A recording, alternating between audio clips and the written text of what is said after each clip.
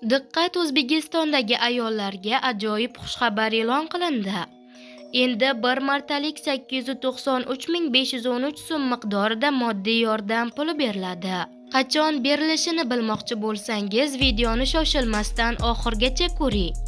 Va video foydali bo'lsa, videorolik ostiga like tugmachasini bosib, kanalimizga obuna bo'lib qo'yishni unutmang. Shunda siz eng so'nggi va rasmiy xabarlardan birinchilardan bo'lib xabardor bo'lasiz. Diqqat qiling, talaba farzandli bo'lganida unga oliy ta'lim muassasalari tomonidan suyunchi puli beriladi.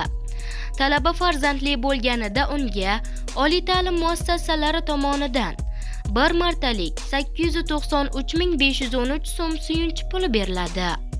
Talaba oliy ta'lim muassasasiga arizani bola tug'ilgan kunidan boshlab 6 oydan kechiktirmay taqdim etadi va unga rahbariyat tomonidan belgilangan nafaqa pulini 10 kundan kechiktirmay to'lab berish majburiy hisoblanadi.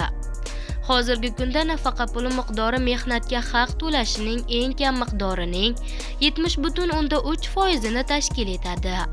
2026-yil hozirgi holatda mehnatga haq to'lashning eng kam miqdori oyiga 1.271.000 so'm etib belgilangan.